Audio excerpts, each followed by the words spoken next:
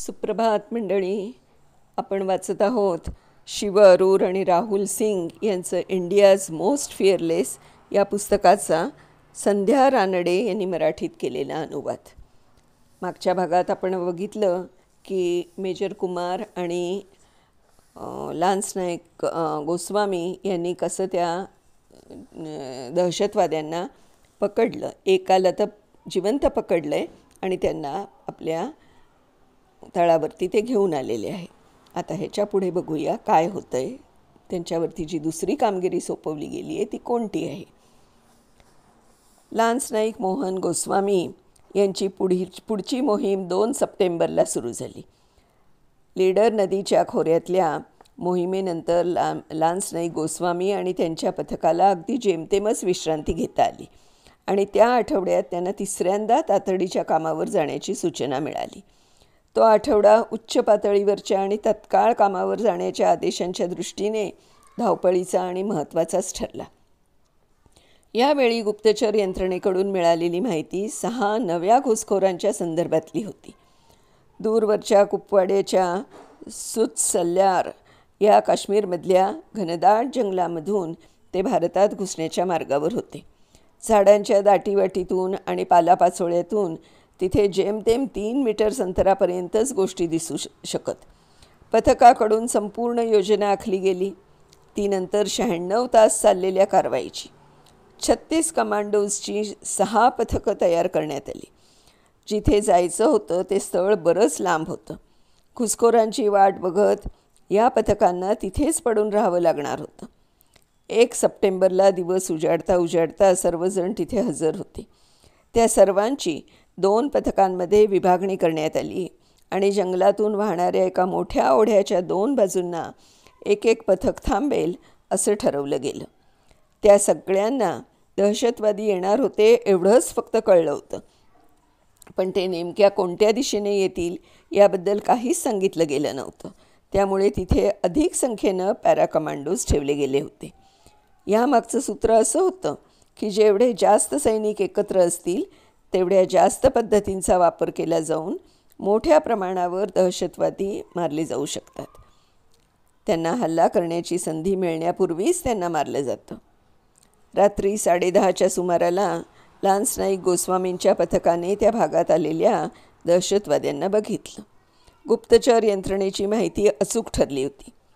4 दहशतवादी तिथे आले होते आणि त्या माहितीत हेही सांगितलं गेलं होतं की कमांडोज 2-2च्या जोड्यांमध्ये एकत्र झाले. त्यांनी कलेमोर माइन्स स्फोटकं जमिनीत व्यवस्थित बसवली होती. लँड माइन्सच्या बरोबर विरुद्ध पद्धतीने ही स्फोटकं काम करतात. त्यांच्यावर दुरूनही नियंत्रण ठेवता येतं. ती अशा तऱ्हेनं बसवलेली असतात की त्यांना ज्या दिशेनं सेट केलेलं असतं त्याच दिशेने ती जाऊन फुटतात.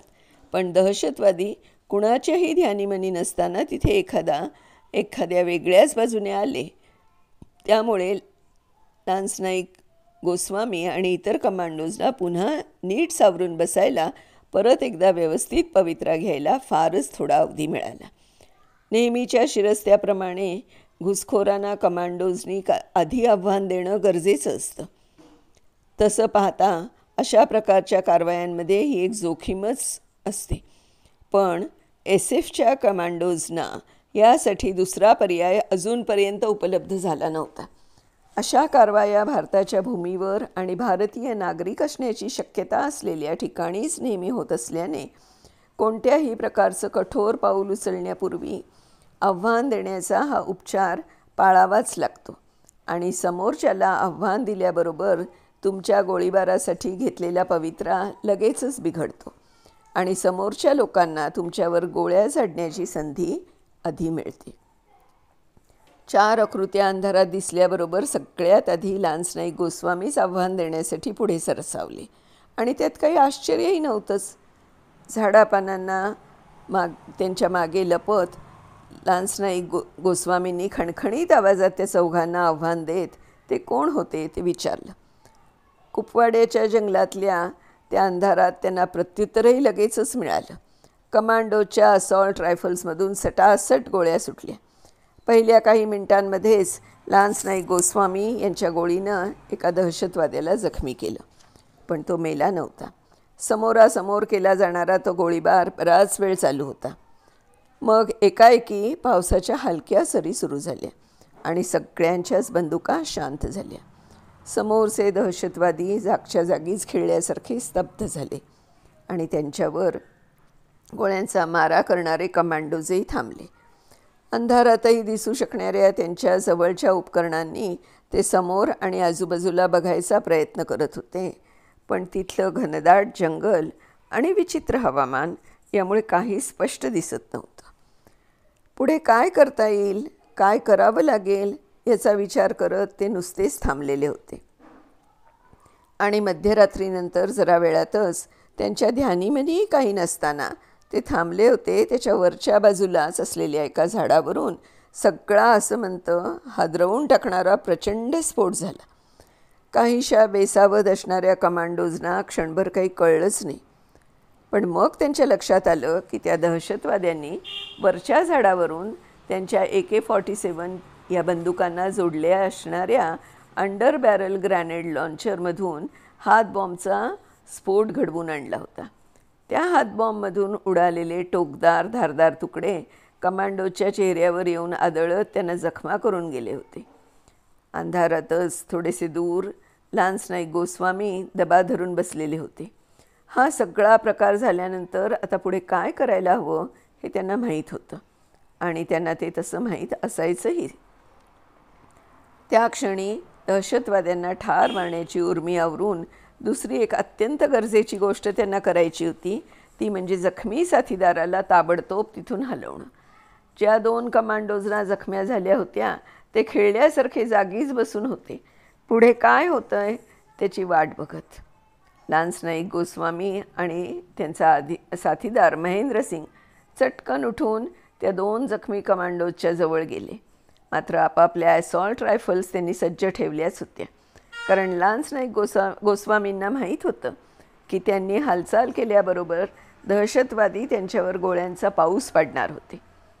त्यांचा अंदाज तंतोतंत खरा ठरला होता. ज्या दहशतवाद्याने थोड्याच वेळापूर्वी हातबॉम्बचा स्फोट घडवून आणला होता त्याने आता त्याच्या असॉल्ट रायफलने गोळ्यांचा भडीमार सुरू केला होता. त्यातली एक गोळी महेंद्रसिंगच्या पोटात शिरली आणि तिथून थेट त्याच्या मणक्याला जाऊन भेटली. त्या गोळीने त्याच्या कमरेखालचा भाग पार लुळाच करून टाकला. लान्स नाईक गोस्वामींना क्षणात कल्पना आली की पुढच्याच क्षणी तो दहशतवादी गोळ्यांच्या वर्षमाने त्यांच्या मित्राच्या देहाची चाळणी करून टाकणार होता. ताबडतोब त्यांच्याजवळचं शस्त्र बर्स्ट मोडवर टाकत ते त्यांच्या आडोशाच्या जागेवरून उठले आणि त्यांनी दहशतवाद्यांवर गोळ्यांचा वर्षाव केला. पण दहशतवाद्यांच्या 2 गोळ्या त्यांच्या कमरेत घुसल्याच. एक गोळी त्यांच्या शरीराला भेदून पलीकडे गेली, मात्र दुसरी तिथेच राहिली. भेलकांडी खात बाजूला पडता पडताच त्यांनी जोरदार गर्जना केली आणि त्यांच्या दिशेनं पुढे येणाऱ्या दहशतवाद्यांच्या दिशेनं त्यांची बंदूक रोखत जबरदस्त गोळीबार केला.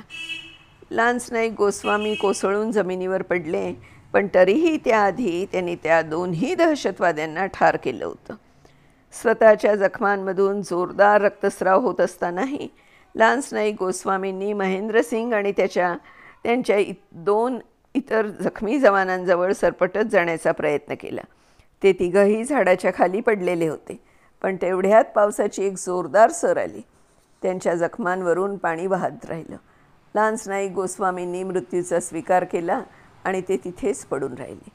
त्यांना संरक्षण मिळेल अशा प्रकारे मेजर कुमार गोळीबार करत असतानाच लान्स नाईक गोस्वामी सरकत सरकत अंधारातच महेंद्रसिंगच्या दिशेने गेले. त्या जखमी जवानाला लगेचच हलवण्याच्या दृष्टीने जराशा सुरक्षित जागी ठेवलं गेलं. त्यानंतर मेजर कुमार कोपरांवर सरकत तिथून पडून असलेल्या त्यांच्या लाडक्या लान्स नाईक गोस्वामींजवळ गेले. ती पूर्ण रात्र मी मोहनचा हात हातात घेऊन त्याच्याजवळ बसून होतो. त्याची नाडीसुद्धा हाताला लागत नव्हती. माझ्यावर अशी वेळ आली असती तर तोही माझ्याजवळ असाच बसून राहिला असता याची मला खात्री होती. मला तशा अवस्थेत सोडून तो कुठेही गेला नसता, मेजर कुमार म्हणाले. लान्स नाईक गोस्वामींच्या अखेरच्या क्षणांची आठवण आली नाही असा मेजर कुमार यांचा एकही दिवस जात नाही. अंग गार पडत जाणाऱ्या मोहनजवळ मी बसलो होतो तेव्हा जे घडलं होतं त्याच्यावर माझा विश्वासच बसत नव्हता. माझं एक मन मला सांगत होतं की मोहन उठेल. बंदुकीच्या गोळ्या झेलताना इतक्या लवकर हार मानणारा नाही तो. आणि तरीही तो इथे माझ्यासमोर झोपलेला होता, थंडगार निस्तब्ध मोहन. ती पावसाळी रात्र विश्वास अविश्वासाच्या पाठशिवणीचा भयानक खेळ खेळतच संपली. कितीतरी वेळ मी विचार करत होतो की मोहनची एखादी चाल तर नसेल. मेल्याचं ढोंग करायचं आणि अचानक उठून झेप घेऊन उरलेल्या दहशतवाद्यांना ठार मारायचं. मेजर कुमार थोडंसं हसून म्हणाले, मी खरंच वाट बघत होतो की असंच होईल, असंच व्हावं. याआधीही मी माझ्याबरोबरच्या माणसांचे मृत्यू पाहिलेले आहेत, पचवले आहेत, पण मोहनच्या बाबतीत माझं मन हार मानायलाच तयार नव्हतं. सकाळपर्यंत तो उठेल या आशेवर मी तिथेच बसून होतो. दुसऱ्याच दिवशी त्यांच्या युनिटसाठी बडाखाना आयोजित केला गेला. त्यांच्या हेडक्वार्टर्समध्येच ही मेजवानी दिली गेली. भरपूर मद्याच्या साथीने पार्टी पुढे सरकत होती. एकीकडे अविश्वास आणि शोकमग्नता यांच्याबरोबरच लान्स नाईक गोस्वामीविषयीचा प्रचंड अभिमान, अशा संमिश्र भावना प्रत्येकाच्याच मनात जागत होत्या. अशा एका माणसासाठी या भावनांचे तरंग उठत होते जो सतत त्यांच्या बरोबर वावरत होता. जेवढा आनंदी तेवढाच निर्भय होता. आज अचानक तो त्यांच्यातून उठून गेला होता, हे तर खरंच होतं. पण मृत्यूबरोबर तो गेला तो त्याच्या स्वतःच्या अटींवर. त्याला मरण आलं होतं हेही खरंच होतं, पण तेही त्याला आवडणारं होतं अशा पद्धतीने, एका वीराला साजेश अशा सन्मानाने. त्याच्या जाण्याचा शोक आणि वस्तुस्थितीवर अजूनही न बसणारा विश्वास, हे दोन्ही विसरण्यासाठी त्या रात्री तिथल्या सगळ्यांनी आपापले ग्लासेस उंचावत लान्स नाईक गोस्वामी यांच्या नावाचा जय जयकार केला. त्यांच्या धाडसाला, युद्धभूमीवरच्या निर्भयतेला आणि विजयासाठी त्यांनी केलेल्या बलिदानाला त्या सगळ्यांनी दिलेली मानवंदना होती ती. SF चा सैनिक कसा असावा याचा आदर्श नमुना होता लान्स नाईक गोस्वामी. स्वतःच्या कुटुंबियांवर त्याचं विलक्षण प्रेम होतं आणि त्यांच्या आठवणीने तो नेहमीच हळवा होत असे. युद्धाशी तर त्याचं लग्नच लागलं होतं. युद्ध म्हटलं की त्याला अक्षरशः स्फुरण चढत असे. लान्स नाईक गोस्वामीच्या वीरमरणाची बातमी सर्वत्र पसरली आणि माध्यमकर्मी अक्षरशः अवाक झाले. त्यांचा पार्थिव देह मोटारीने उत्तराखंडातल्या डोंगरदऱ्या पार करून त्यांच्या गावी त्यांच्या पत्नीपर्यंत पोचला. देशभरातले प्रेक्षक TV वर दिसणारी त्यांच्या पत्नीची शांत, संयमी, धीरगंभीर प्रतिमा बघत होते. लान्स नाईक गोस्वामी यांच्या राष्ट्रध्वजात लपेटलेल्या मृतदेहाला त्या साश्रू नयनांनी सोबत करत होत्या. अनावर अश्रूंना थोपवण्याचा प्रयत्न करत त्यांच्या आईनी सरकारपुढे एक प्रस्ताव ठेवला. त्यांच्या नावाने एखादी शाळा बांधा, त्याच्या नावानं एखादं खेळाचं मैदान मुलांसाठी बांधा. या दोन्ही गोष्टी त्याला लहानपणी अतिशय आवडत. दुसऱ्यांनाही त्या मिळाव्यात हा त्याचा ध्यास होता. स्वतःच्या सहकार्याचे प्राण वाचवण्यासाठी त्याने स्वतःचा जीव धोक्यात घातला. त्याच्यासाठी त्याने गोळ्या झेलल्या. एक लेफ्टनंट कर्नल त्याच्या आठवणी सांगताना म्हणाले, अनेक वर्षापूर्वी एक ट्रूप कमांडर या पदावरून त्यांनी लान्स नाईक गोस्वामी यांच्या पथकाचं नेतृत्व केलं होतं. आम्ही सगळेच देशाच्या सेवेसाठी स्वतःला झोकून देतो, पण SF च्या पथकात सर्व कमांडोज एकमेकांसाठीही जीव टाकतात. तो त्याच्या कामाशी भावनिकदृष्ट्या जेवढा समरस झालेला होता तेवढाच तो आमच्याशीही बांधलेला होता. SF चा तो एक आदर्श कमांडो होता. कुणाच्या यातना न बघवणं हे त्यांचं आणखी एक स्वभाव वैशिष्ट्य होतं आणि ते फक्त युद्धभूमीपुरतंच मर्यादित नव्हतं, तर वैयक्तिक आयुष्यातही ती गोष्ट इतरांच्या वारंवार प्रत्ययाला येत असे. ते कुणालाही त्रासात, हालअपेष्टांमध्ये बघूच शकत नसत. त्यांच्या पत्नी भावना म्हणाल्या, एखाद्या गरीब मानसिकदृष्ट्या खचलेला माणूस दिसला की ते स्वतःचे कपडे त्याला देत. भिकाऱ्याला सुद्धा ते कधी 1 किंवा 2 रुपये देत नसत, सरळ 100 रुपयेच देत. किती आठवणी होत्या, किती आठवणी होत्या. तर असं हे लान्स नाईक गोस्वामी यांचं कर्तृत्व. 3 अगदी लागोपाठ अशी त्यांनी जी ही कामं केली त्याला तोड नाही आहे. तर अशाच आणखी वीरांच्या गोष्टी आपण ह्याच्या पुढे पण ऐकत राहू. तोपर्यंत बाय बाय.